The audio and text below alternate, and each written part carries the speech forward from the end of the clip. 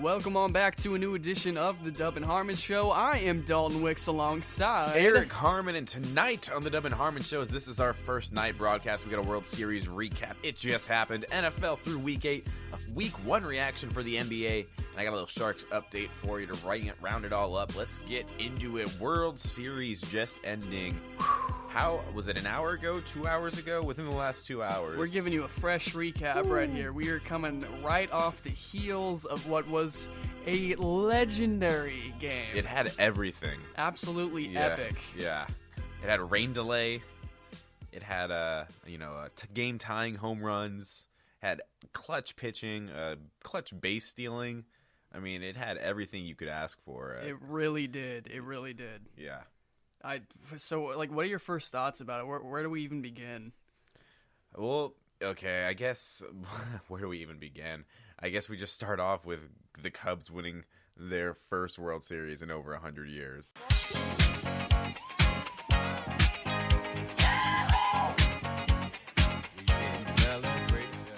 Let's just, with the magnitude of that. 108 years of waiting and angst and disappointment. I can't imagine what it's like to be a Cubs fan right now. I'm so happy for them. Must that bottom of the eighth been? Like, must have been terrified. I think Rajai Davis became public enemy number one in Chicago. It felt like destiny. They're just like, no, no, it cannot be happening, and just they go down that hole of just destitute, they're like just depravity. I don't even know. No lead is safe. I mean, especially 5-1 after 3 or 4. I mean, who probably was really happy about that were Giants fans, because you remember that ninth inning where they gave up 4 runs against the Cubs in the ninth, and then all of a sudden a 3-run lead for the Cubs, and they blow it in that eighth. So it was almost like poetic justice there. Yeah, it was. Yeah, I guess on the other side of that, from Warriors, a little cross-sport thing here. Yeah, We'll mention this real fast. A lot of Cleveland fans were making fun of 3-1.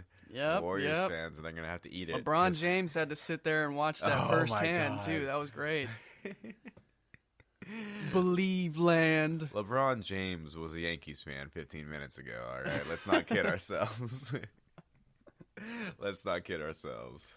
I really do. I think it's all a show that he's putting on just to be loved by the Cleveland. He walked into the stadium with the with the Yankees hat on, took it off, threw on that Cleveland hat, or that Cleveland shirt, I should say, as he walked in, and he was like, "Yeah, okay, I'm a Cleveland Indians fan." I don't know why I made him Shaq there. That's what just happened. That's terrible. That's terrible, Shaq. That's terrible. Charles. These guys are knuckleheads. I'm not gonna try and continue my Shaq impersonation right now. Not gonna work out. Yeah, you just gotta not open your mouth when you talk and just talk really, really deep like this, something like that. I don't know. That's kind of how Shaq talks. What you talking about? That's that was pretty good. Enough with basketball and shooty hoops. It's all about this World Series. Wow, that was just some of the let's talk about some of the highlights in that game. Just okay, you can break it down. Off on the very first at-bat. I mean, the first at-bat, Dexter Fowler gets the fireworks going by hitting an absolute shot to center field and just kind of painting the tone, I think, of Corey Kluber just feeling the effects of making his third start in 9 days. Yeah, he had to go Game 1, Game 4, and then Game 7. The old school, traditional 1-4-7 starts for Kluber. Yeah. Dexter Fowler starts that off, hits it 104 miles per hour off the bat, straight to deep center. He had was that Rajai out there in center field making an attempt on that play, but I mean it was only up there for 6.7 seconds. Like it was a shot. That's fast. It was a shot. That's shot. fast getting it out there. So right off the bat, this game is just amped to a 10. And what I think helped was the fact that the temperature was a little bit higher than the recent games, so there wasn't as much crappy wind and stuff like that going on up in the air. Although later, we did encounter the rain, so it was kind of odd weather. I mean, I was even looking at the forecast over in Cleveland, and it was supposedly still around 70 degrees when it was raining. Really? Yeah. Mexico style rain Yeah, style. it was really where it's odd. still Well, hot, it so was earlier in the game. Yeah. Not when they were talking about how the rain was supposed to be coming in too, and it took extra innings for it to get there. Not extra innings for the extra innings for the delay to happen, I guess. And but what else happened in this game? You had, I mean, obviously, then there's the delay. So we had a flippin' rain delay in Game 7 of the World Series. It's like rain. Was it the 9th or the 10th inning? I think the 9th just ended, or was it? Yeah. That makes sense. Yeah, because the Cubs were due up. So I think the Indians had just finished out the bottom half of the 9th. Yeah. And then the Cubs were due up, and it was great. They were interviewing one of the umpires. Fox got on it there. And now a weather update from one of the umpires. Meteorologist / umpire so-and-so. I think it was John Hirschbeck or somebody that they were interviewing. Yeah, it's just, you had Carlos Santana tie it up then in the third inning or second. Yeah, so Carlos Santana, I felt, really saw the ball well, at least early on. He was ripping it. His first at bat, he lined out to the right fielder to lead off for the Indians, and you thought, oh wow, he's really on it. Second at bat, gets it down in right field and drives in a key run, so that tied things up. And then let's see, we then had 2 runs, I think, scored, or was it one or I didn't see this first 5. I didn't actually get to start watching the game until the first thing I saw was Rajai Davis's. So I watched some of the highlights here, but I know the Cubs scored the next 4 runs the Cubs scored the next 4 runs. It was a 5-1 game, and then Cleveland started working their way back. I mean, topped off with that Rajai Davis 2-run blast that you saw. Did you see the camera view from the left field sideline? Like like they had a camera view where the ball comes literally Rajay's straight home at run, it and hits the camera. It was a bullet that he hit. So, I mean, especially with Chapman pitching, I mean, he provides so much velocity. I feel like if you get the bat out there, you're likely to get some pretty good exit velocity. How much do you think having Chapman playing in the night before in Game 6? I think it played a huge part. I was really against putting Chapman in, and I was almost yelling at Madden through the TV, just saying, why are you pitching your closer when you've got like a 5-run lead? I think they had a 5-run lead when they went into the 9th inning. I mean, yeah, it's an elimination game for them in Game 6 because if they lose, they're out, but I still don't agree with that. I mean, any pitcher on that staff should be able to protect a 5-run lead. If they can't, you don't deserve to be there. And then it cost them tonight almost, I guess you could say. It almost did, yeah, because especially Chapman had been used so much in the game previous. I mean, he had, I think, his season high or maybe even career high in pitch count. And then he goes out the next inning after giving up those runs and pitches another inning. And that kind of like turned the tide on just, hey, Chapman choked this away, to, hey, Chapman's being pretty clutch here and keeping them in this. I mean, that was a pretty gutsy. It started off to not work for the Cubs and then ended up, ultimately paying off with it. Did he get the win in this? I think he got the win in this game. Chapman got the win. Yeah, Chapman got the win. So it ended up not how they expected it to help him out, but it ended up helping him out to get the victory. Yeah, it was a crazy game. I mean, another stat which I found really odd was all 3 catchers on the Cubs roster all had at least 1 RBI in this game. And it was really crazy to think about, because first you had Wilson Contreras, who started, and he had that RBI double he ripped off the center field wall, which brought in a run. Rajai almost got to that, too. In the 4th inning, yeah, and that made it 3-1.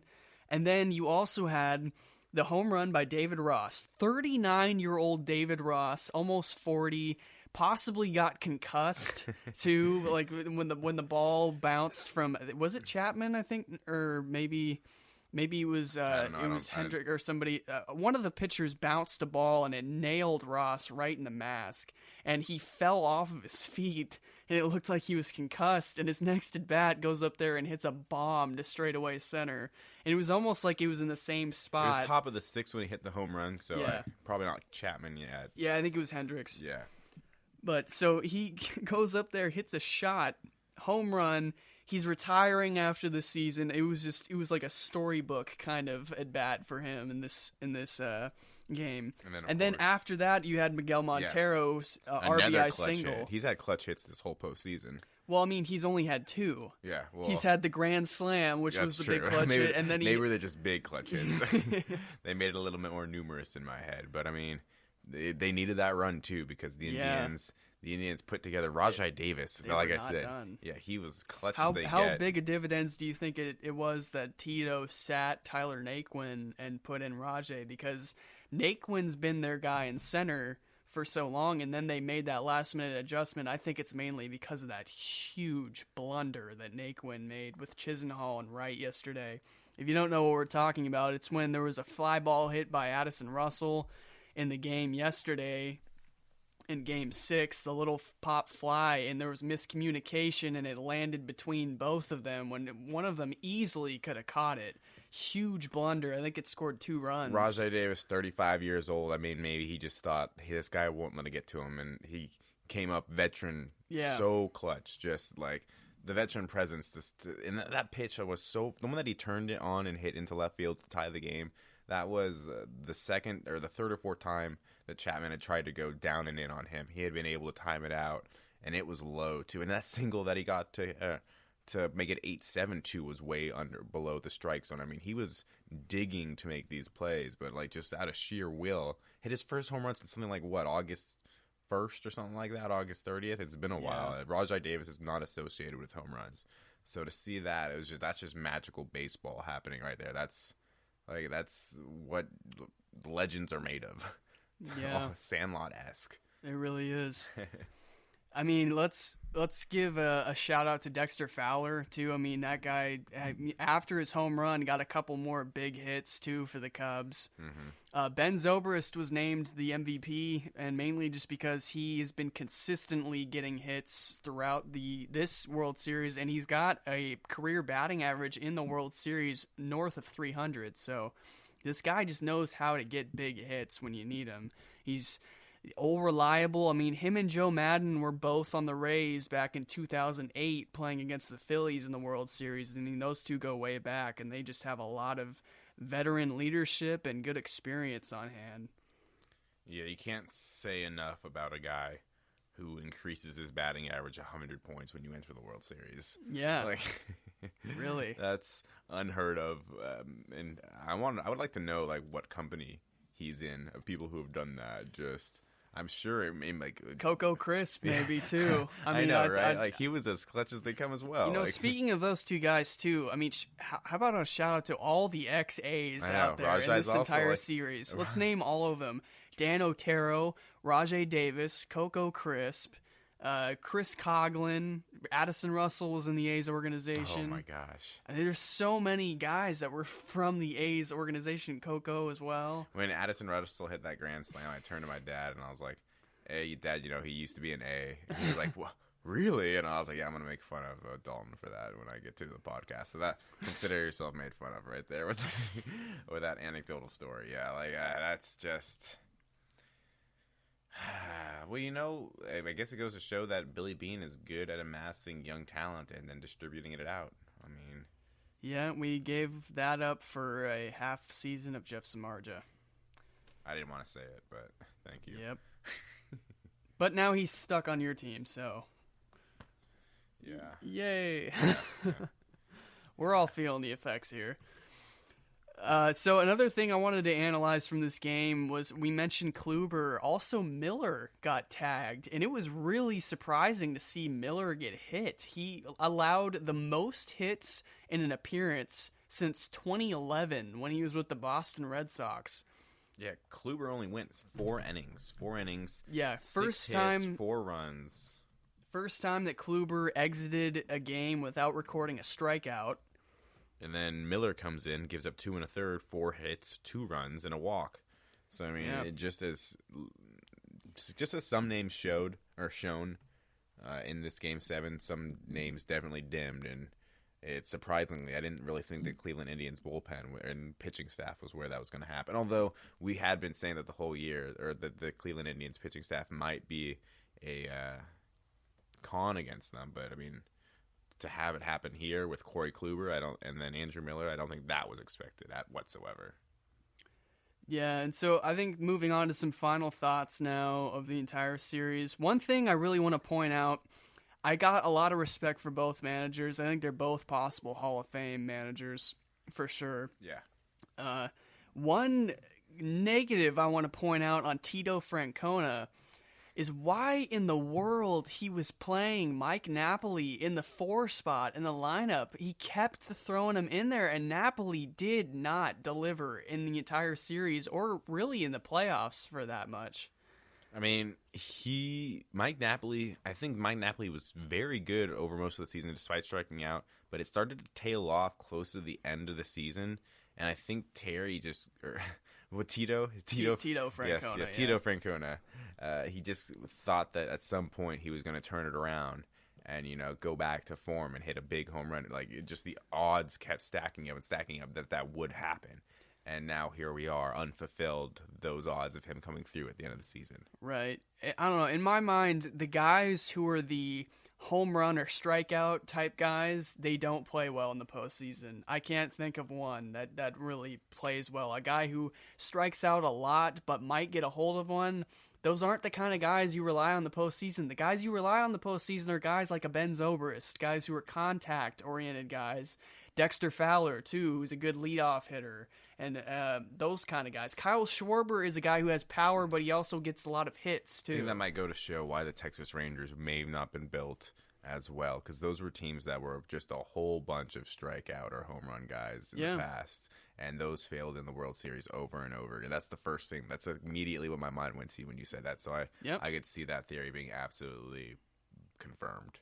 That or Ron Washington coaching. I mean, I don't know which Texas Rangers teams you're talking about, but I think Ron Washington took a lot of blame for that. Yeah, that he shouldn't, because he was doing so much coke that you can't really blame him for the decisions he made. Cocaine is a hell of a drug. Coca-Cola. That's what we were talking about, kids. Absolutely. Absolutely. So congratulations to the Cubbies on ending the drought. Good for them. I think until the awards are announced, that's pretty much going to do it for our baseball coverage for a little while. We're going to be focusing more on sports like the NFL, which we're going to be rolling on into right now. Let's go. Week 8 just wrapping up. Let's get into it. So I'd say Week 8, Week 9's right around the halfway point of the season. Yes. I mean, obviously there's some teams who've yet to play that 8th game because of the byes, but we're pretty much figuring out who's in it and who's not right now. So the first thing I feel like that's really topical to talk about, especially these last couple weeks, ties. What are these ties, Eric? Lots of games going to overtime. So 2 weeks ago, I guess at this point, you had Chargers and Falcons going to overtime. Chargers won that. Then you had a tie. You had Seahawks and Cardinals, 6-6. And then this week, or I guess technically last week at this point, you had another tie with, let me see, come on. There we go. Redskins and Bengals. All right. So, And then you also had 2 other games go to overtime. Raiders and Buccaneers, 30-24. Raiders pulled that out. And then, of course, the Sunday night football game, Cowboys and Eagles, 29-23. Cowboys pulled that one out. So I don't know how to explain this trend. You know what?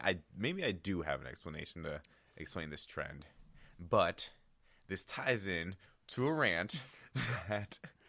We'll save that for the end. Yes. So I wanted to talk about the odds of not only 2 ties happening in the same season, but one happening in back-to-back weeks. I thought that was really crazy. I mean, you had the Seahawks and Cardinals. First of all, I think that was a horribly played game offensively or just a really, really good defensive showing. I think it was a little bit of both. Yeah. 6-6 final score, tied after overtime. That's a little nuts. And then, you had the Redskins and Bengals this last week. A little more scoring involved in that one, 27-27, yeah. So at least, London's getting the short end of the stick, though. Yeah, that was not a good showing for London fans to see no decision being made from that. First time the NFL has had 2 ties in a season since 1997. So, wow. It's 19 years. 19 years. And it's been a little while. We could have had 4. Or 5. That's just... My rant is just festering right now. It's just festering. We're getting there. We're getting there.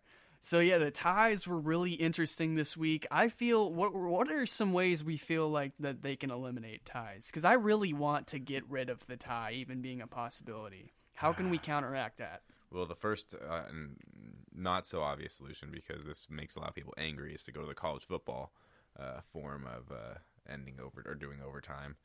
But that has a lot of people don't like how setting up the 25-yard line basically eliminates the special teams part of the game. Man, how do we fix this? I don't know if I have a solution right now. Because I mean, the obvious solution is just keep playing. I mean, like the simple solution, that. Like making them play 5 quarters plus of football kind of seems inhumane. Like, yeah, that's true. Like that much football, they have enough trouble like playing on Thursdays. If they'd have to play a Thursday game, and that's true, it'd be like just killer on a guy. So I mean, I don't know if you can keep going. But you don't want to eliminate portions of play like special teams, so you can't set them up with a certain part of the field. So, what do you? Let's add an extra down. Let's go 5 downs. That's just radical. I don't know. Like that could be an option. Yeah. Like I really like. I was gonna think. I mean, there's some other radical ones, like whoever advances the ball furthest maybe would be. But I feel like fans would be enraged if it was because, like if they didn't score, and that, right? Yeah, like if it was just, I don't know, maybe that could be cool though, because like you say, it's kind of you'd still have to start them, or I guess you can do a kickoff, and then you do a kickoff, and they have to get if the first drive only got to say the opponent's 24-yard line, and they missed a field goal or something like that, and the other team has to just get to the opposite 23-yard line. That could set up some drama in itself. So I could see that being interesting. Any other ideas? I mean, you could just go for some really weird ones. I mean, like the XFL, how they started games where you have 2 players run to the ball. First one that gets to it wins. You know that the very first time they did that, they had an injury. Like before their first game, a guy gets injured. So the XFL started with the guy already on the injured list before playing a game, which is pretty impressive.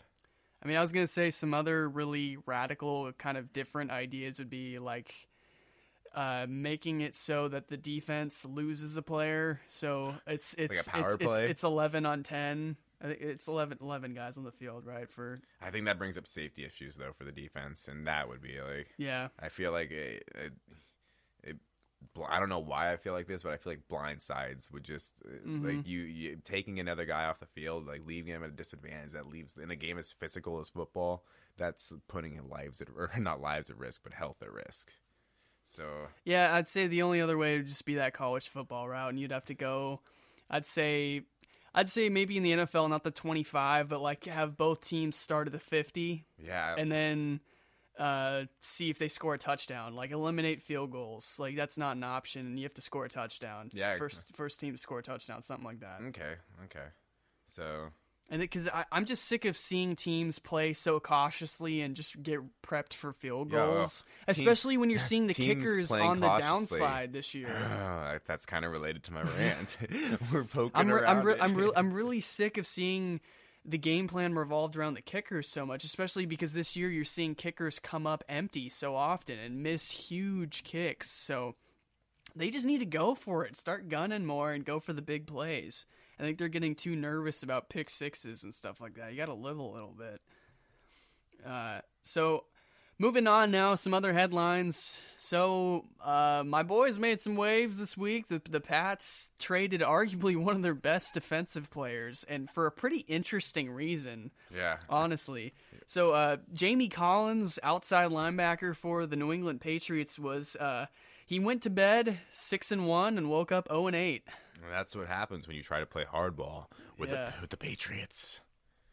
Like, apparently, I think there's 2 big factors that came into this. First, they felt he was asking for way too much money in negotiations, and second of all, there's been a lot of attention being thrown onto his quotes when he was interviewed about his. How much he's into the game outside of when he's playing, and he was apparently saying a lot of things like, oh, I don't really watch a whole lot of football, I play video games and stuff in my spare time, and he was showing a kind of a lack of interest in football outside of actually playing it himself. So there was a lot of people pointing to that being a reason why Belichick maybe is questioning his desire to play football. So that makes sense a little bit too. Yeah, I could see that. Because he kind of reminds me of a guy who or it seems like a guy who wants committed guys that are like they put football and above this most isn't things. The Patriots have been known to trade guys years before they are done with their career. They get out ahead of that early. I mean, you've seen this, like, they obviously didn't trade, but they chose not to bring back Darrelle Revis, and that turned out to be a great decision because you saw that Darrelle Revis was quoted a week ago saying his body's just breaking down right now. Yes. So that's a brilliant move for Belichick already right there. And then they also traded to the same team, by the way, Logan Mankins, one of their top offensive linemen for a long time. They traded him as well. So it seems like you're right. They are not shy about trading away some seemingly pretty good talent, even though it seems like it's a little too early. Well, yeah. This is a lot earlier than most of the other guys. Most of the other guys, how old is Jamie Collins? I mean, Jamie Collins is in the prime of his career. I mean, he's like a mid-20s. Yeah, they usually do this to guys who are late 20s, early 30s, guys who are maybe only 1 or 2 years.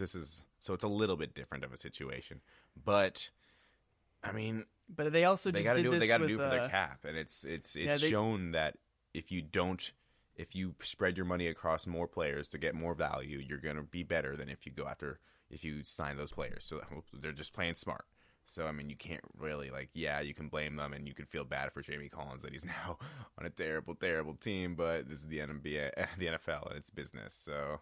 Yeah, you saw that with Chandler Jones this offseason, too, when they shipped him over to Arizona. Mm-hmm. So, I think it's more of defense guys on the defensive end. The Patriots are way more interested in offensive pieces and keeping guys like Gronkowski, Brady, Amendola, not Welker obviously is in the past, but Edelman and these kind of guys. They want to keep those guys as their main focal points of salary and stuff like that. And on the defensive side, they choose to go more of like the cheap spread around route. Isn't Belichick a naturally defensive, or isn't he a defensive coach too? I guess he feels like he can coach up his defense to play exactly the style that he wants to play. And True. I mean, they are underrated good on the defensive side always. They've always been very because of how well he game plans. Yeah, and also correctly rated and great as they have been the last 14 years. Pretty much. Yeah. So that's the bit of Patriots news this week. Moving on now, we have Percy Harvin, who unretired. That was a bit of an odd storyline coming out of the NFL. So Percy Harvin's going to join the Bills.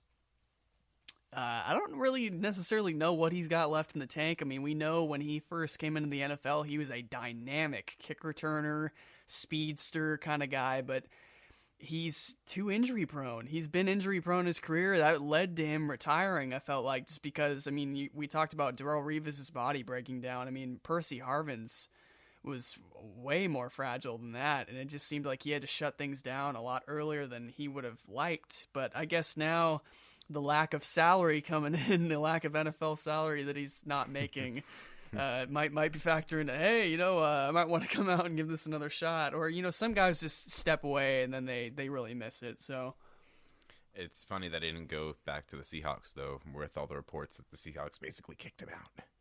Yeah, that's true. That is very true. It'll be interesting to see. It's interesting that he chose the Bills to come back to. Well, he played with them, right, before, so he's got a little bit of history there. And, with Rex Ryan being the maverick of a head coach that he is, maybe he thinks he fits in there.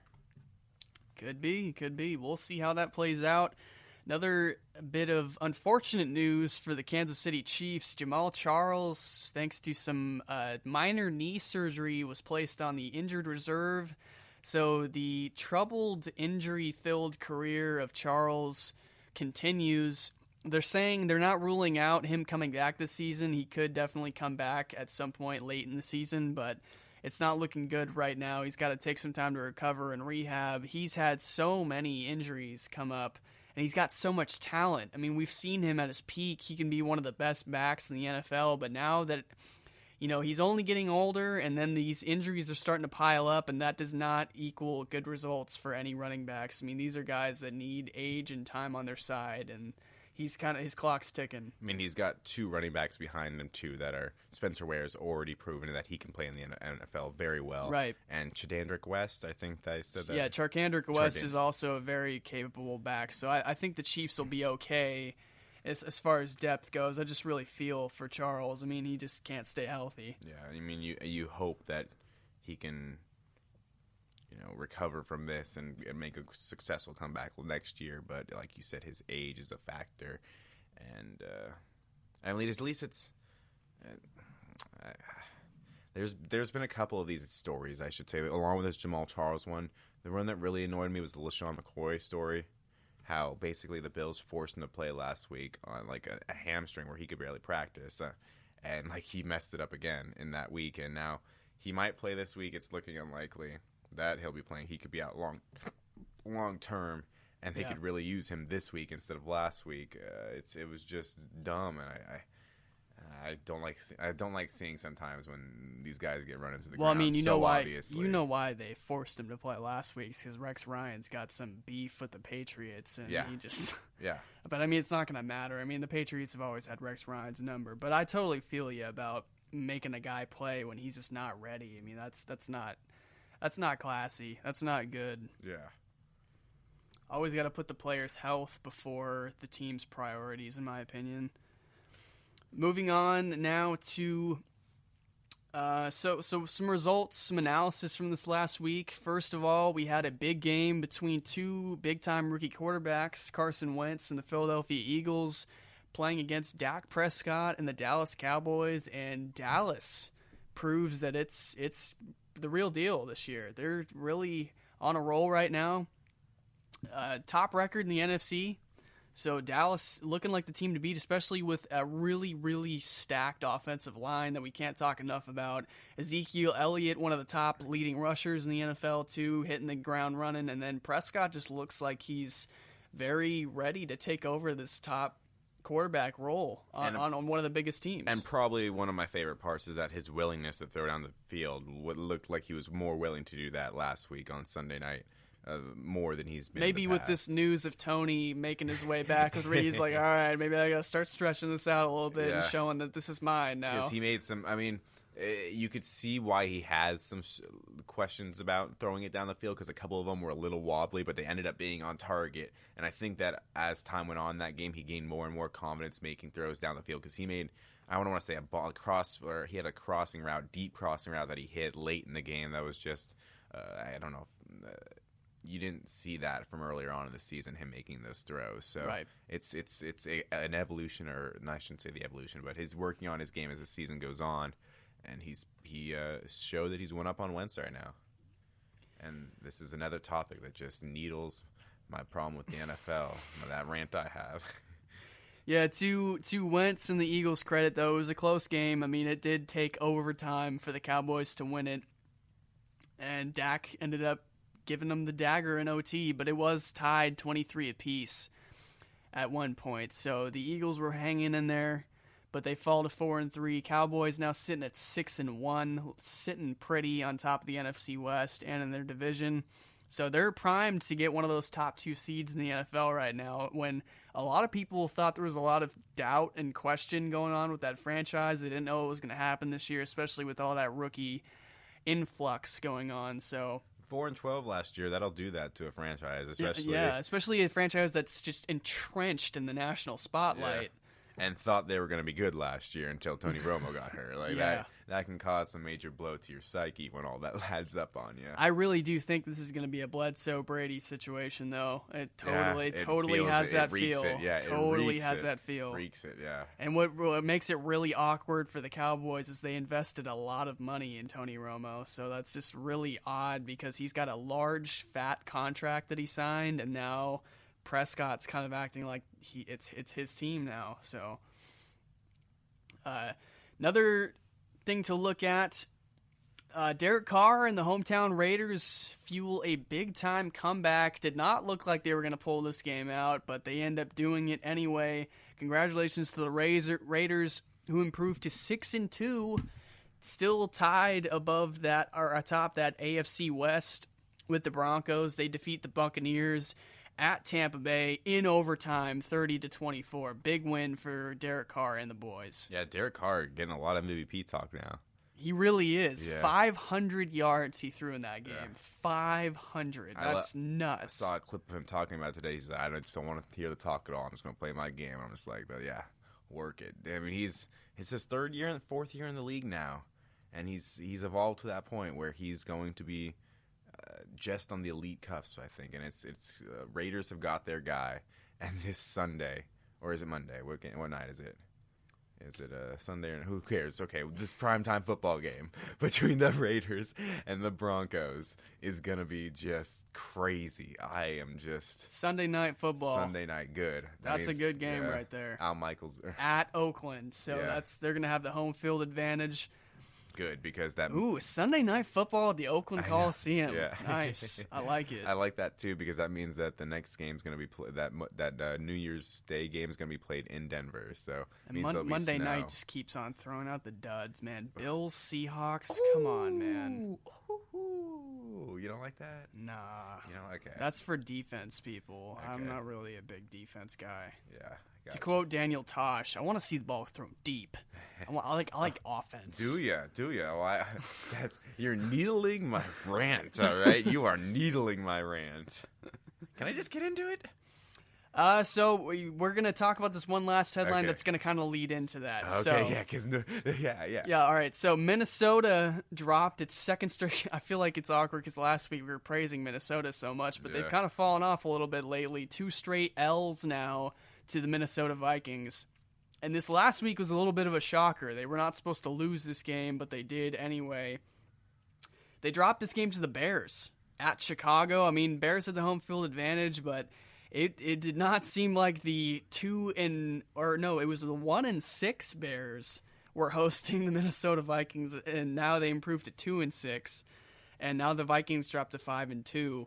And now that opens the door to Aaron Rodgers and the Green Bay Packers kind of fighting their way back in that division. And Aaron Rodgers has turned it on recently. He really has, even though they took the L against the Falcons too. I mean, it's going to be a pretty tightly packed NFC North. But mainly looking at the Vikings right now, I mean, they just didn't really score in this game. I mean, it seemed like it was a combination of Bradford and company were just not really clicking, and then all of a sudden the Chicago Bears defense was finding its glory days. Well, Minnesota has this offense of, really just a bunch, and I'm trying to do a John Gruden here because I heard John Gruden talking about this offense, and it infuriated me. They run a lot of screen plays, a lot of draws, a lot of slants, they just nickel and dime their way down the field, and, they do it consistently. See, I've always seen John Gruden as that guy, like, when he analyzes a quarterback. This guy, he's a quarterback. He's an NFL quarterback. He's a good player. He says this like really vague kind of compliments to these guys, and he never really goes too in depth about it. And I said, yeah, okay, I see where you're going with that. I can't disagree. That is a 100% true statement. He is a football player, damn it. Yeah. So, I mean, this caused quite a odd move. So it seemed like it kind of came out of nowhere, especially, Coach Zimmer for the Vikings kind of said it caught him totally by surprise. Norv Turner, offensive coordinator, resigned after only, 7 games for the Vikings? He wanted to get out ahead of... He sees the future of this Minnesota Vikings offense. He wanted to get out ahead of it, obviously. You rarely see that, though, especially with a team that's actually had a good record this year. It makes no sense. Their offensive line is pretty done, like injuries and just not playing well. It's been bad for their offensive line, and, that's why they've had to kind of go to that offense, but... All right, Eric, so this leads into your offensive coordinator topic. Okay. Let us know what's up. Dalton, how many yards per attempt do you think Aaron Rodgers has per throw? Something tells me it's not as much as it should be. Dink and dunk passes? 3.31 yards per attempt on average in the air. Carson Wentz, what do you think that number is? I'm going to go with 4. 3.14. Oh, wow. Yeah, okay. Eli Manning, 3.38. Matthew Stafford, 3.38. Joe Flacco, 3.4. Colin Kaepernick 2.83, but that's expected because he's terrible.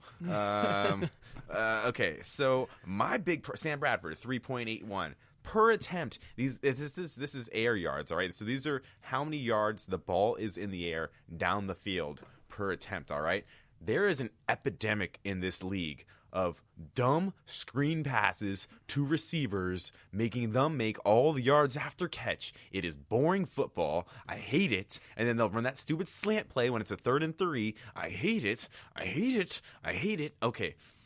I was going to tell you, like, just with Green Bay's offense, I mean, you know that's their offense. It's either Jordy screen or Randall Cobb slant. Yes, I mean, that's pretty much their offense. And then they showed a stat line in that Dallas-Philadelphia game of Carson Wentz attempts per distance down the field, all right? Farther than 20 yards, 0 attempts. 10 to 20 yards, 5 attempts. 0 to 10 yards, 35 attempts. Wow. Dang. It's such boring football. It is. And it's across. You want to know why the NFL's numbers are going down? There you go right there, all right? You're giving us crappy football.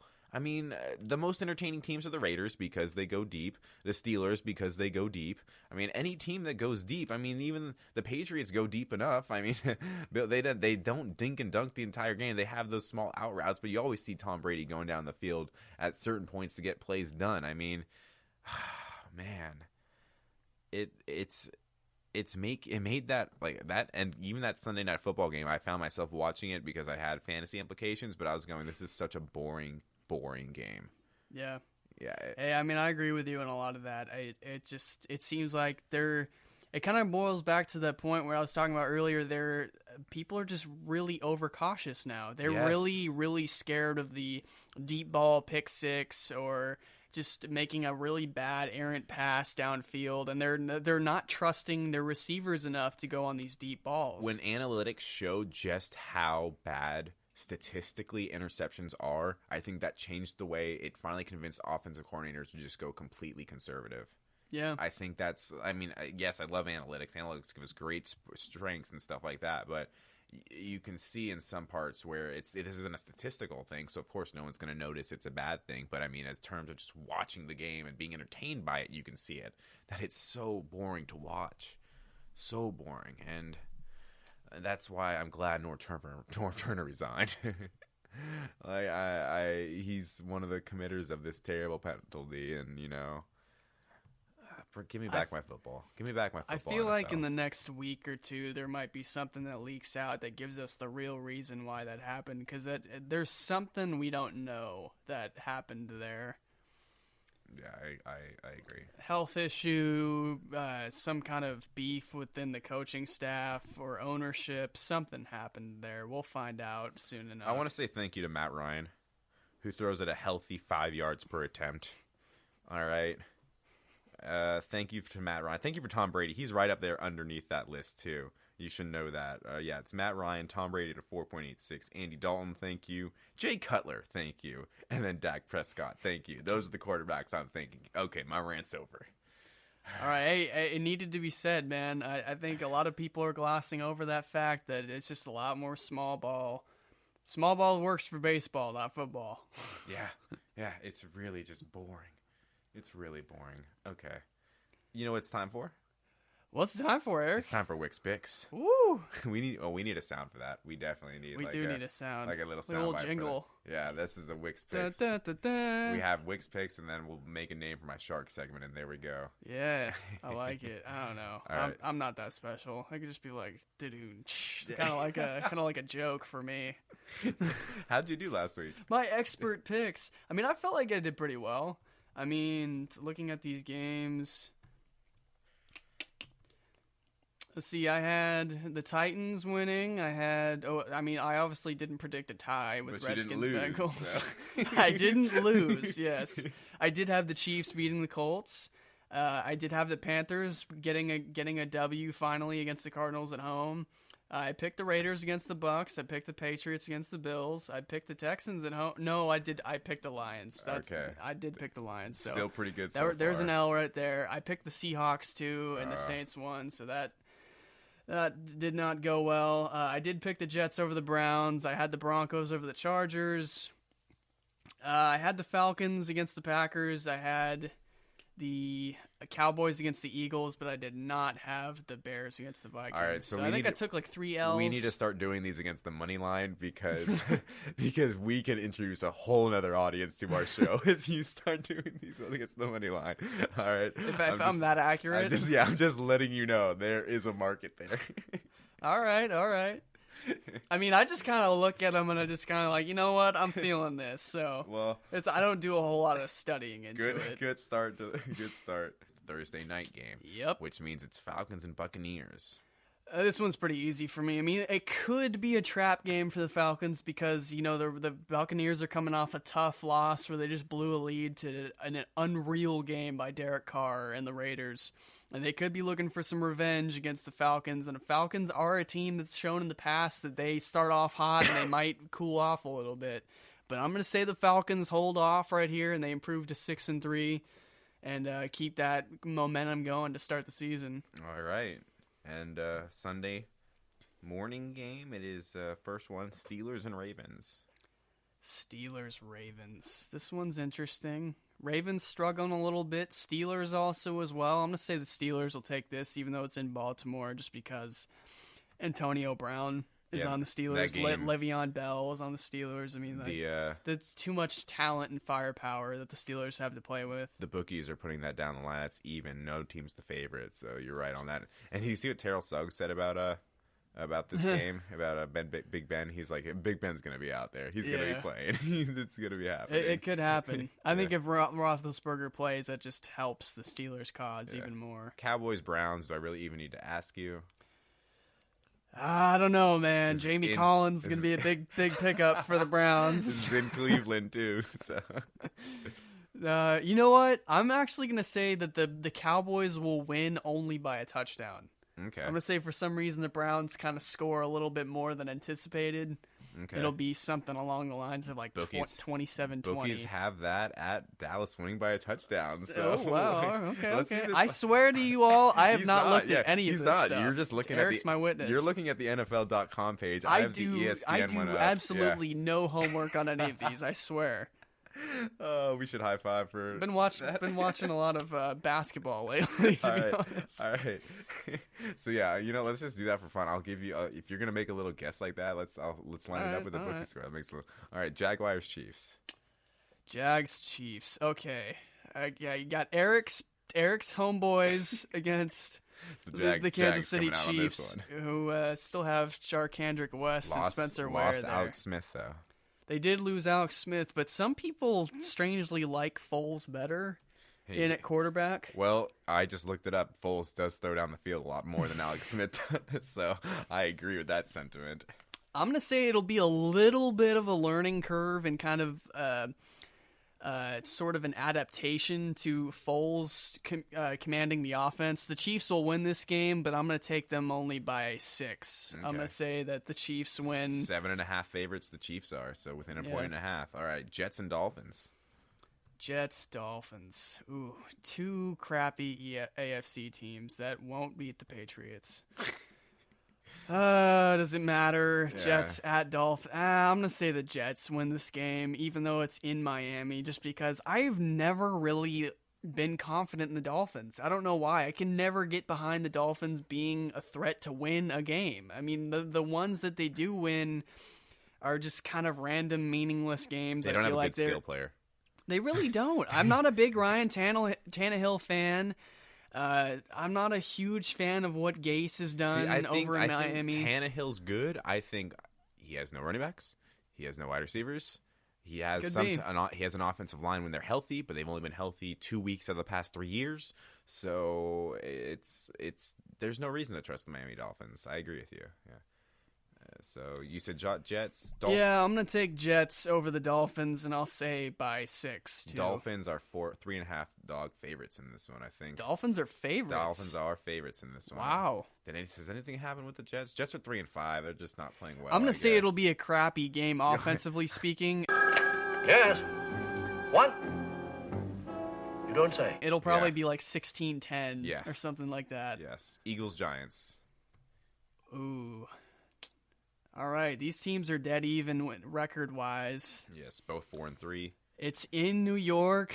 I like Carson Wentz and the Eagles, man. I want Wentz to do well. I think that's a nice underdog team to root for, but Yeah.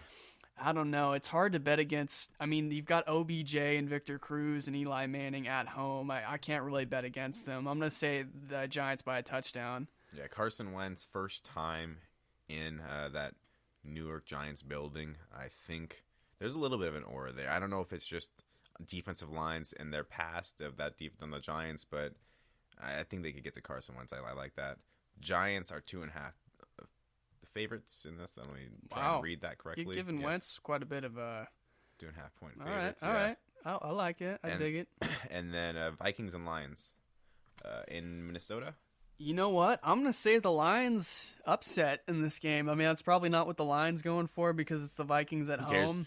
Do not let the line influence your pick. But I'm just adding it in. I'm going to take Lions just because, especially with that resigning of Norv Turner, I mean, they're struggling since that last game. I'm going to say they drop another one at home, and the Lions and Matt Stafford are going to make a case to be one of the top teams in the NFC North, especially now that the Packers are not really playing all that well, and then the Vikings will lose another game. So yeah, the Lions are going to creep up towards the top of that division, and they're going to pull off an upset. I'm going to say they win by a field goal. Yeah, Matthew Stafford has been just an elite quarterback, although he has been in that playing in that very his air yards are low too, folks. So I don't approve. He misses Calvin Johnson dearly. But, he has been very good under Jim Bob Cooter. So.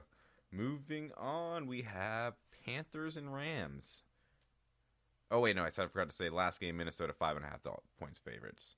But yes, Panthers and Rams. Panthers and Rams. Does somebody like defense? Because that's what this game's got. Yeah. Well, at least run defense. Rams and Panthers front sevens are just ungodly.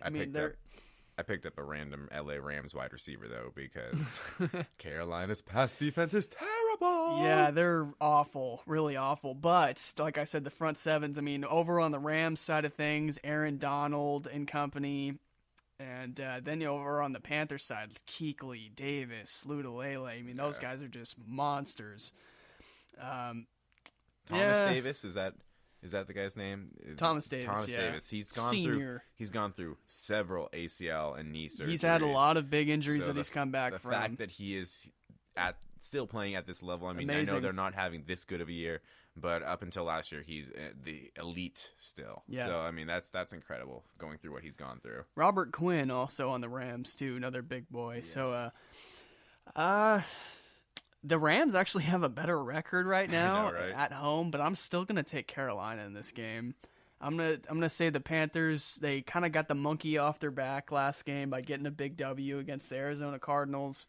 They'll kind of carry that momentum over because I mean the offense for Carolina has been doing pretty well too, statistically speaking. Like I mentioned on the last podcast, I think they're top 8 in offense, passing and rushing. So I think that Cam Newton, especially now you see that Cam Newton had a little discussion with Roger Goodell. And it went well. And it went well about the late hits. So maybe there might be a few more penalties going because I feel like some player got fined for a hit on Cam. I don't know. They probably didn't. I'm assuming that that Goodell didn't go, oh, we need to find this man immediately. yeah. And it happened in the next hour. But someone did get fined for a hit on him in today. Which is good. I mean, if there's a blatant hit and that you need to set some sort of standard there. Mm-hmm. You can't just let that stuff go all the time. And the NFL's assertion that we were talking about this last week, so we didn't need to retread it. I just think it's hilarious that they asserted that he's like the 11th or 10th. There's a lot more guys in front of him who have had more bad calls. Yeah, that I don't trust anything the NFL's putting out. No, I don't either. Yeah. So, I'm going to take Rams in this game, and I'm actually going to take them by 10. I'm going to say that they'll handle the Rams because the Rams are really a team. I mean, if they're not clicking at all on offense and their defense squanders even a little bit, they're done in the game because obviously Goff has not hit immediately started for them. They're still waiting on him to kind of develop more. And the guys are thrown out there like Case Keenum and company. That's just not. It's just filler.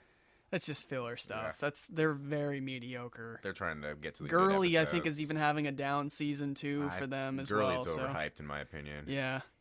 Maybe that's just my San Francisco bias coming out. But I've never liked Gurley. Bookies are putting Carolina at a -3 favorite on that one. So, but let's just skip over this next game. We can ignore Saints 49ers. No, I gotta look at that one.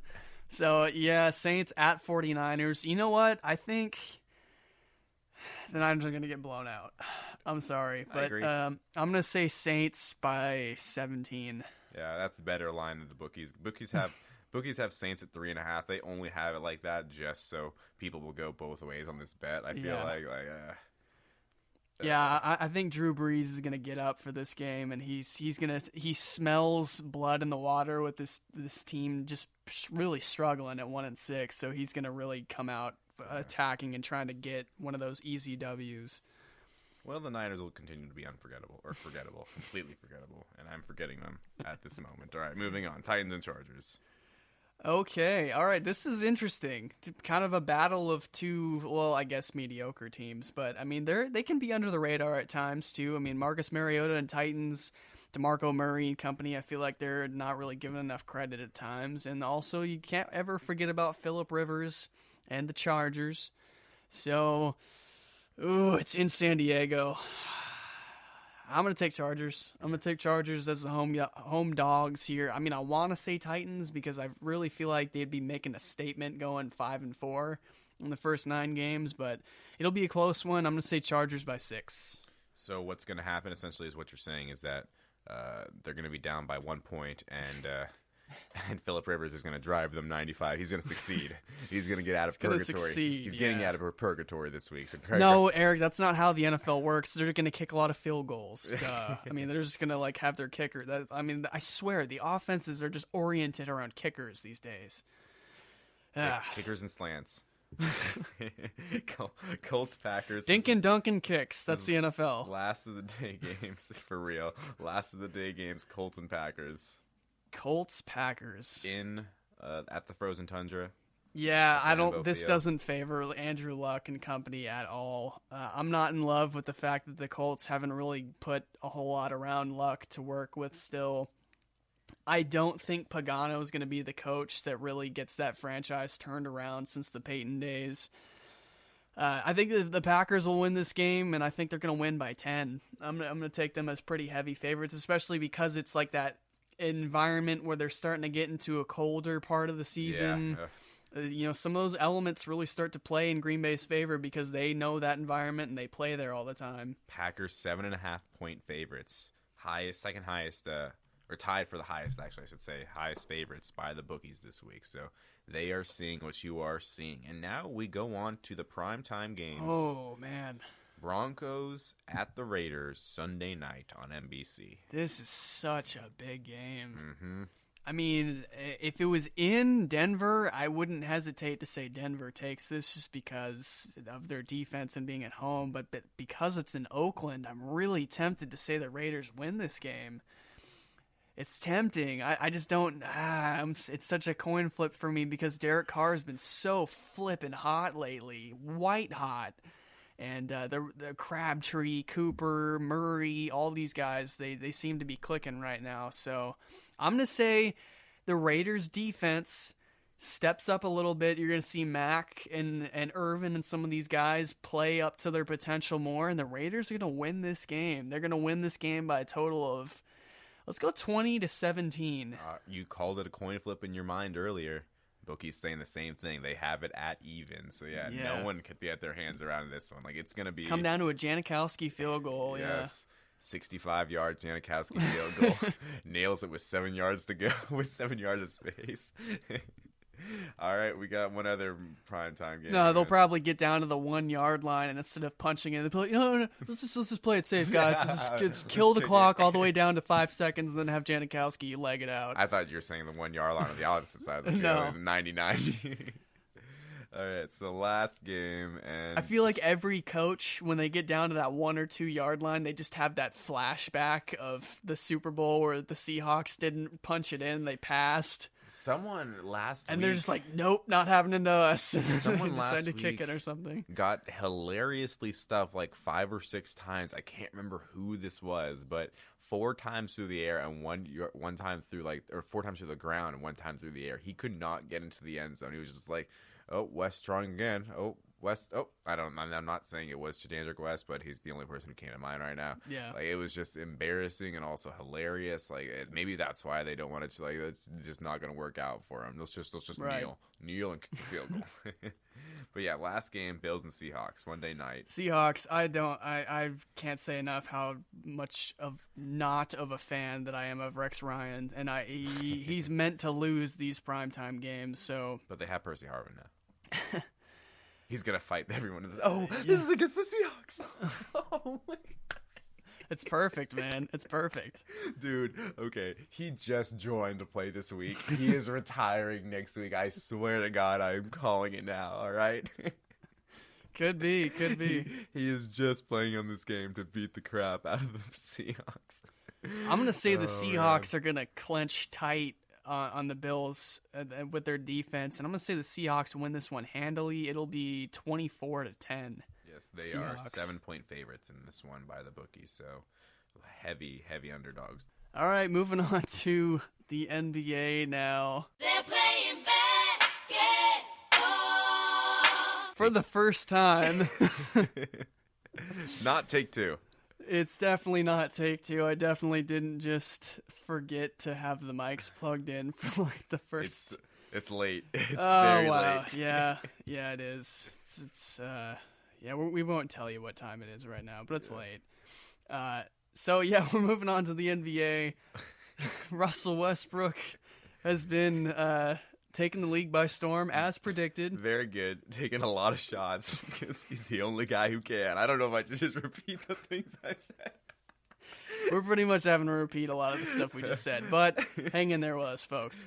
Yeah. Russell Westbrook has been very kind to Eric's fantasy numbers to this point already. I mean, 10 turnovers in this game against the LA Clippers, but I'll take the daily triple doubles if he's it's that's true. I mean, he has a possibility of approaching Oscar Robertson territory with the averaging a triple double, which we haven't seen in a long time. And if he keeps taking 30 shots per game, it's gonna happen. Yeah. Although he was down a little bit with the assists and rebounds in this game, I noticed. He was like 5 or 6, so I was very disappointed. Struggling a little bit. Yes, numbers coming down. Down day for him. Down day, indeed. A couple of his teammates got paid, though. They did. I mean, speaking of the Thunder, I mean, they're off to a hot start, 4-0, and so the owner was like, you know what? We're just going to start throwing money everywhere. So Steven Adams, Victor Oladipo, line up. You're getting money. You're getting paid. $100 million for you. $84 million for you. Stay here forever. That's how it went down. It's late at night. It is late. Yeah, I think they're gonna throw like $70 million at Anthony Morrow next or something stupid. Oh my God! More overpaying. Yeah. Okay, so the contract extensions we're talking about: Steven Adams, 4 years, $100 million; Victor Oladipo, 4 years, $84 million.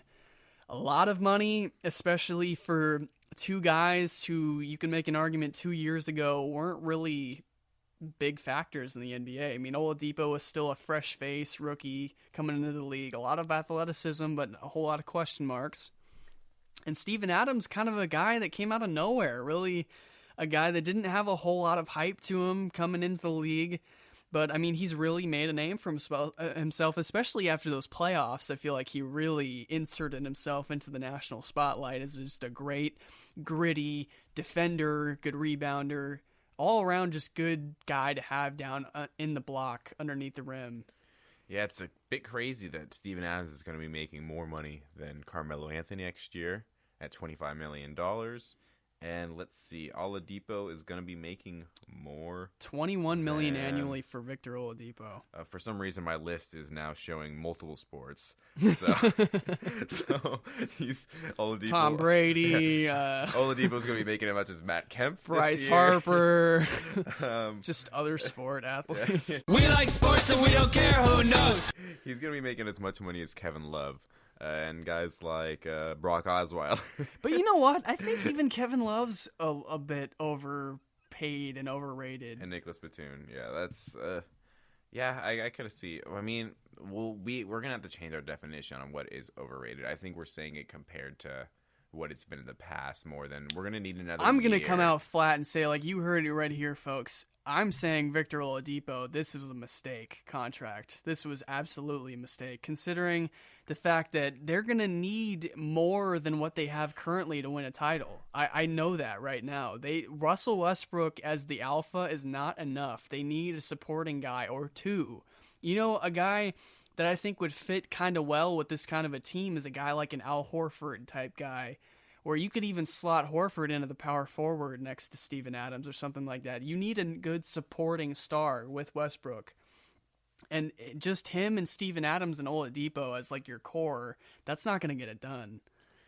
Well, it sounds very... I like the first two parts of that trifecta. Like, I do like Russell Westbrook. I do like Steven Adams. Yeah. I think Steven Adams could keep progressing to I think Oladipo would be the absolute definition of the sixth man you want. And the question is now whether $21 million is worth that. I mean, what's his name over in LA? Who's that big center? Mozgov. If Mozgov is making 16, Evan Turner just signed that 4-year $70 million $70 million deal with the Trailblazers. He's coming off the bench. So that our definition of what is a lot of money is going to be changing in the next year. It definitely is. And you know what? Better in the players' pockets than the owners. I mean, the NBA is such a flippin' rich organization these days with all the ratings and all the ticket sales and everything, jersey sales, just like yada, yada, yada. It goes on and on. Very smart move by the players' union to demand that the salary cap didn't go up like by a floor or by a capped amount each year. They just let it go up as much as it should, determined by the market, and they made a lot of money because of it. A lot of money. They really did. Yeah. So moving on. I mean, there's more teams in the league, obviously, other than the Thunder. Cavaliers and Spurs also hitting the ground running pretty quick here. Undefeated Cavaliers. I mean, they're the champs. They're showing it still. I mean, LeBron had his fuse doused a little bit with that, not Cavaliers, but Cleveland Indians falter in the World Series, of course. But he's a Yankees fan. Yeah, he's a bandwagoner anyway. Whatever. Yeah. Also, like I said, the Spurs. I mean, Kawhi Leonard. I mean, I feel like we were just talking about this not too long ago with him having this ice in his veins mentality kind of developing right before our very eyes. We're seeing him slowly morph into that alpha that could lead a team to... I mean, he's already got a finals MVP. I mean, it's on his record already, but he's getting even better. He developed into a great shooter over the past couple of years, but now he's developing to the great shooter who can finish you off in a game in the fourth quarter. Yeah, big difference there. I mean, that's like the difference between a Carmelo Anthony and a Kevin Durant, or a Steph Curry, or a LeBron James, Kyrie Irving. Absolutely. I mean, that's the killer mentality is the last evolution of elite baller, as I like to put it, and I just made that up, but I like the difference between Phillip Rivers and Tom Brady or Peyton Manning. I mean, it's like the guy that fills up the stat sheet in the regular season, but the guy that gets it done. The difference between purgatory and heaven. Pretty much. Yes. You heard it here, all of our lovely comparisons and metaphors and we're symbolic on fire language. Tonight. We need to do more of these night episodes. When we're deliriously tired, yeah. We're both getting up very early tomorrow morning, right? I gotta too. be up in... I got class tomorrow. 6 hours or so. Oh, man. Woo! Okay, let's go. Let's get on to these knots. Let's get through this. Let's do it. Okay, so we mentioned the teams that are hot. Now, who's not? The 0-4 Mavericks are not. There's Harrison one. Barnes and Andrew Bogut aren't enough, Eric? Weren't they the key components of the Warriors getting to the finals last year? I said there were a lot of question marks behind Harrison Barnes, and those questions are being answered in a very negative fashion.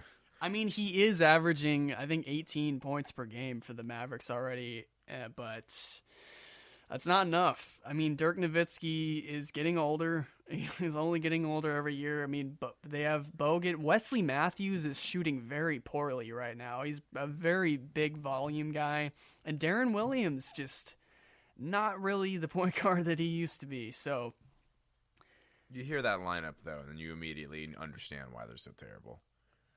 I mean, if it was, I mean, you can't really say this so much about Barnes because he's still kind of on the younger side, but it's like if this was 3 years ago, I'd be really happy. Yeah. Because, I mean, if you're talking about Wesley Matthews when he was with Portland, Darren Williams when he was with the Utah Jazz, I mean, that's kind of going way back. But and then you talk about Bogut when he was more in his prime, and Dirk Nowitzki, obviously younger. But now it's sort of reminiscent of that Knicks lineup they put together with Derrick Rose and Joakim Noah and all these has-beens.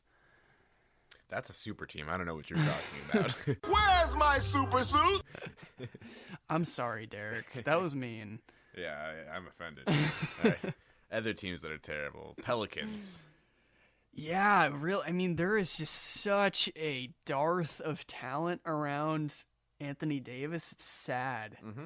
I mean, it's totally tragedy. sad. You see the way Anthony Davis is playing, where he just has like this little floater, where his hand's like 20 feet above the rim as he just floats it down. It's unhuman, and he's an absolute monster, just a monster out there. And the fact that nothing surrounds him, just injuries and plague and terrible, terrible things. Like, it's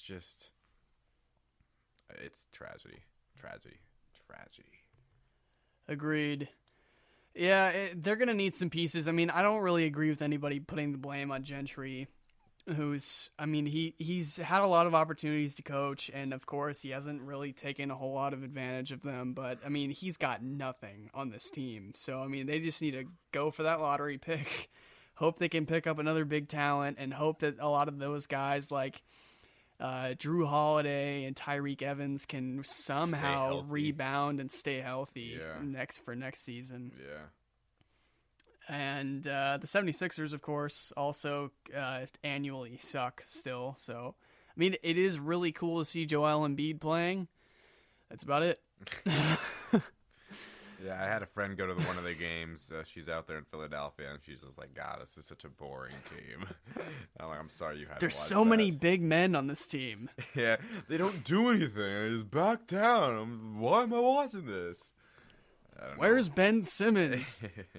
Yeah, she doesn't know who that is. But no, it's not fun out there in Philly. I mean, hopefully they turn. I mean, they're going to need to move like a big eventually, I assume. So we'll see when that happens and where that roster really starts to flesh out, if they can turn it around.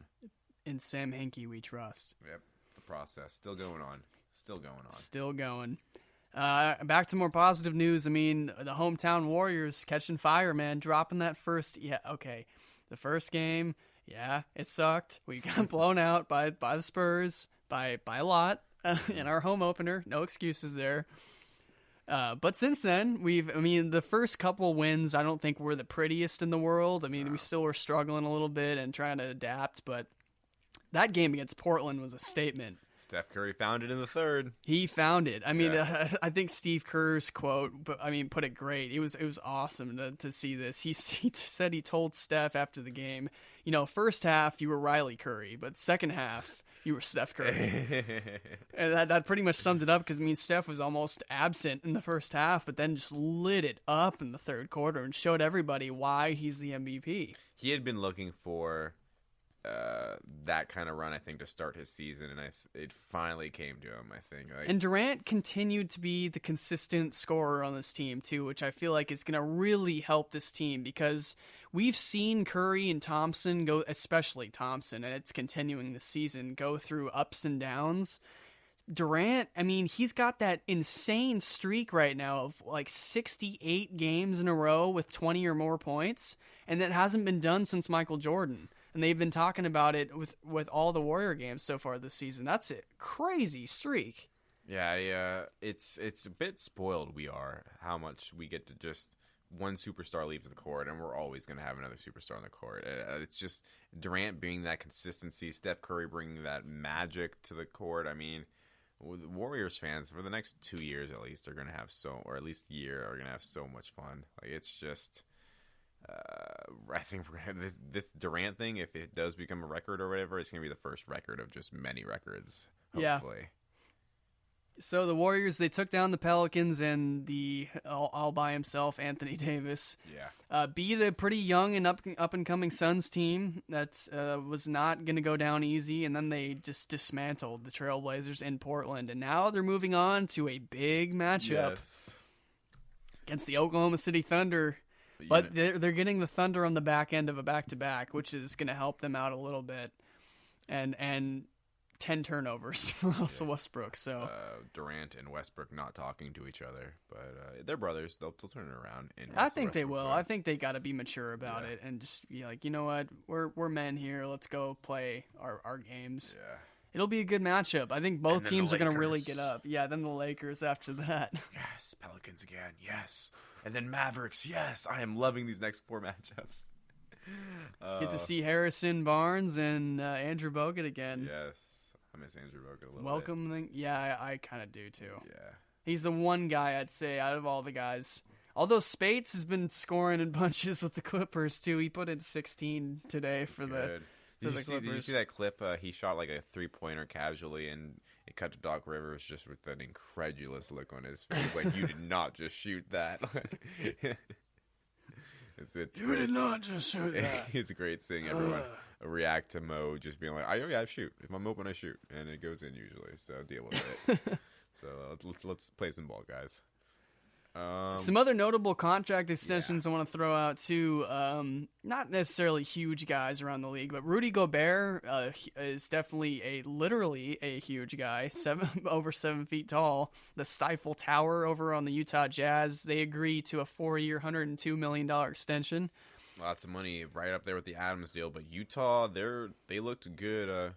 Utah is starving to get into that contention. Yeah. I feel like they were waiting for Hayward to get back healthy and Favors to both get steady on the court, and they're ready to contend. Favors has looked good coming back from his injury too. Yeah, so that's a good sign. Yeah. And they've got those veterans, Diao and Joe Johnson coming in off the bench, and then they've also got Exum back from injury, and George Hill is going to be a steady point guard for them. So they're ready. They're ready to take this league by storm.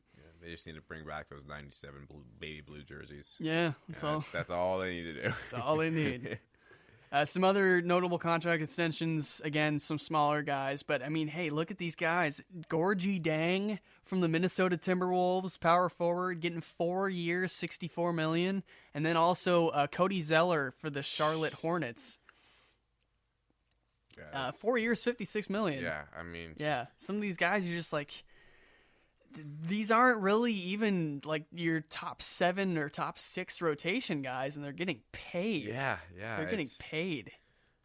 It's the new NBA. Cool, I guess. I mean, yeah, it is cool. Let's just keep sending money around. Let's throw $1 million my way while we're at it. Like, please, yeah. No, yeah. Lots of money. I mean, 56, 64, 102, 84, 100 million. How much is that? That's over 202, 286. That's $406 million right there to 5 players for 4 years worth of time. That's a whole roster 2 years ago in the NBA. True. That's very true. Yeah, that just goes to show how much the NBA is changing for the good, for the growth of the league. Final note while we're on the NBA, before we move into our final segment, we're going to talk about Ray Allen retiring. Oh, Jesus Shuttleworth? Yeah, Jesus Shuttleworth finally hanging up. I mean, we don't have to talk too much about it. I mean, it's kind of been a foregone conclusion, I think. That you mean he's not going to the Warriors or the Cavaliers? No, he's not, unfortunately. And we were able to relive all of his moments for the past couple days, looking at his big shot for the Heat, of course, in the finals, and then his days with the Celtics as well, the big 3 formed with Garnett and Pierce. I mean, you could even say 4 with Rondo. He gets to cook off into the sunset in his very successful shot. One of the best three-point shooters of all time. I mean, I'd say right now, just because of the longevity, he is currently the best three-point shooter of all time, but I think Curry's going to catch him. Oh, yeah, Steph Curry's eyeing that. Even Damian Lillard is on his way, too, so Both Dame Lillard, I love that Dame Lillard move where he just like gets around that screen just a little bit and just pokes up that 3-pointer. Oh man, he is very, very good. Yeah, it's Proud of our Bay Area boy, Damian Lillard from Oakland, yeah. representing. Both those guys just impossible to stop in NBA 2K. Just That's what it matters most. all right. Oh, What time is it now, Eric? it's hockey time. Hockey. That was my self-made sound bit. Hockey. So What you got for us today, Eric? Sharks have played 2 games since we last talked. First game, 4-1 victory over the Nashville Predators. Like it. 2 points from Joe Pavelski, 2 points from Joe Thornton. That was our big boy showing up, making the plays. That's what we needed to see. Got them to a 5-3 record, I think, or maybe a 6-3 record. But last night they lost to Phoenix on the road, and this is one of those games. It's starting to get a little circulation now in the actual mass media for the Sharks that maybe all these games they've been playing aren't doing very well for their big players.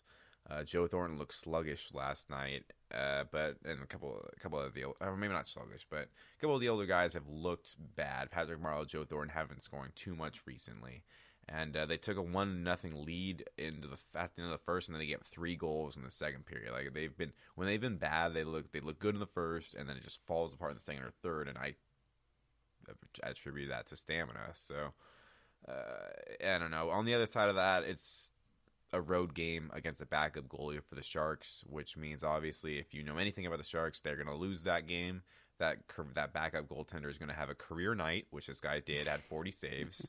Because that always happens. There's one of two things happens to the Sharks. They either have a rookie score their first goal against them. That happens every single season, or at least 3 or 4 times. Or they put up like 45 shots, and some goaltender gets his first shutout of the season or the first win of the season. It's the Sharks' tragedy, really, and that happened on last night. So, oh well, that happens every once in a while. They're still looking good. I mean, their third defensive pairing, because for people who don't know hockey, there's 3 defensive pairings. All right, the first one's your best, second one's your second best, third one's your third best. But the Sharks' third pairing this year actually has been literally one of the best defensive pairings in all the NHL. 2 guys. I don't know Schlemko's first name, but this guy David Schlemko has been putting up very good. Him and Brandon Dillon, the third line, have been putting up elite level defensive play from that third line. So lots of good news if they can keep that up. That's something the Sharks have literally never had. Like usually their third pairing defense is terrible.